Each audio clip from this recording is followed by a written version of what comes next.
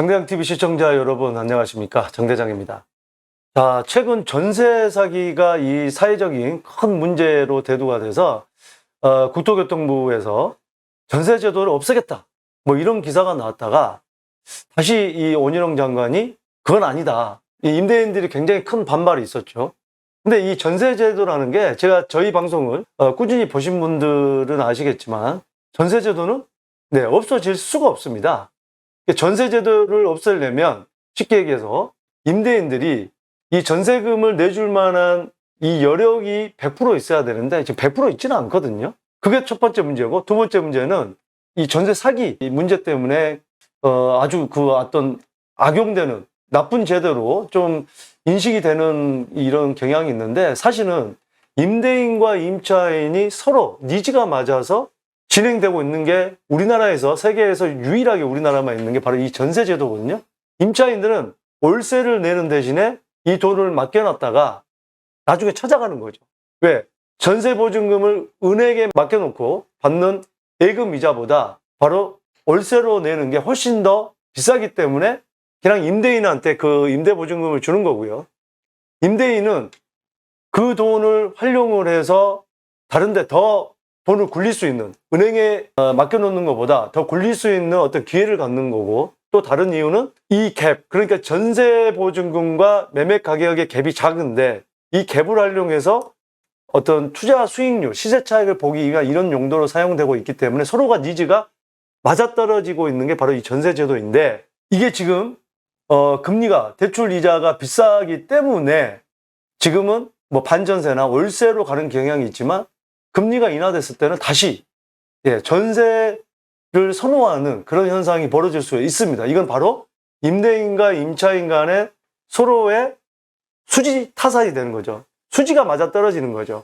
그런 부분 때문인데, 전세 제도를 막는다고 하니까 당연히 그럼 어떻게 막을 것이냐, 현실적으로 불가능하다고 제가 여러 차례 말씀을 드렸고, 그랬는데 이게 이제 큰 이슈가 되고 문제가 되니까 임대인들이 반발을 하니까 원희룡 장관이 전세 제도를 막을 생각은 없다, 다만 보완을 하겠다, 그런 내용이 있는데요.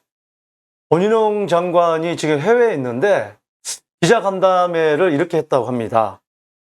전세를 제거하려는 접근을 하지 않겠다. 이게 이제 많은 임대인들이 불만을 제기했기 때문에 이렇게 나오는 건데, 사실 전세 제도를 없애겠다고 하면은 이 정부도 아무런 대책이 없는 거죠. 왜냐면은 우리나라 임대의 90% 이상이 민간 임대인데 그 중에 전세가 차지하고 있는 비중도 꽤 큰데 그걸 어떻게 대체를 하겠습니까? 그런 문제도 있기 때문에 적절한 대안을 마련을 해야 되는 거죠. 또 전세처럼 사회에 뿌리 내린 제도가 생긴 데에는 참여자들의 여러 이유가 있죠. 여러 이유가 있는 거죠. 서로의, 제가 말씀드렸듯이 수지 타산이 맞는 거죠. 임대인과 임차인 간에.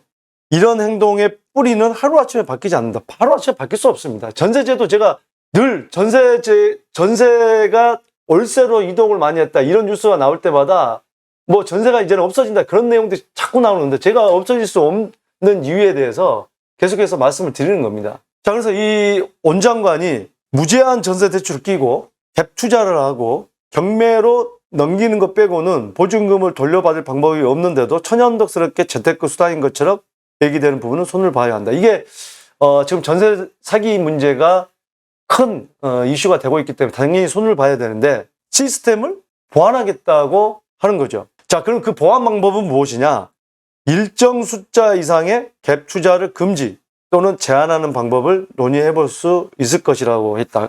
그러면은 일정 숫자 이상, 중국의 상해나 북경이나 이런데 그 일선 도시라고 하죠. 이런 지역들은 뭐 타 지역 사람들이 살 때는 뭐 몇 채 이상 못 사게 만들고 또 뭐 이런 게 있는데, 좀 그런 내용하고 좀 다릅니다만, 뭐 중국이 이 갭 투자가 전세 제도가 있는 건 아니기 때문에 중국처럼 약간의 이런 어떤 제약을 두는 거죠, 어떻게 보면. 갭 투자 규모가 무한하게 확대되는 것을 막기 위해 대출을 받거나 전세를 끼고 집을 사는 경우 여러 채를 살 수 없게 하겠다는 거죠. 그러니까 이게 어떤 채수를 제한을 하겠다. 나와봐야 알겠지만 지금 전세 사기가 나오는 게 대부분이 뭐 200채, 뭐 몇백 채 가지고 있는 기업형인데, 과연 이게 이제 어떤 식으로 좋은 제도를 만들지 이거는 지켜봐야 되겠습니다만, 중요한 것은 어쨌든 대출을 받거나 전세를 끼고 집을 사는 것은 채수 제한을 하겠다. 이게 이제 어떻게 구체적으로 나올지 이걸 한번 지켜봐야 되겠습니다. 또 선순위 보증금이나 근저당 등과 같은 기존 채무가 있을 경우에 보증금을 제한하는 방법도 지금 언급을 하고 있습니다. 그러니까 선순위 보증금이나 근저당 전체 금액에 차지하고 있는 비율을 놓고 무리하게 이 매매 금액을 넘어간다거나 이 합계가 또는 지금 갭이 굉장히 적어지는 것을 어떤 수치로 제한을 하겠다는 건데 모르겠습니다. 어떻게 나올지. 공시가격에 뭐 몇 프로로 나올지 뭐 그런 식으로 나올지 모르겠습니다만 아무튼 간에 오늘 중요한 것은 여러분들에게 드리고자 하는 메시지는 전세 보증금 끼고 또는 대출을 끼고 매수하는 것에 대해서 채수 제한을 두겠다. 그러면은 이게 과연 어떻게 또 풍선 효과가 날지 거기에 대해서는 우리가 한번 연구를 해봐야 될 것 같습니다. 자, 오늘 이 방송이 여러분들 여러 가지 미래에 결정하는 데 도움이 되셨길 바라겠습니다. 감사합니다.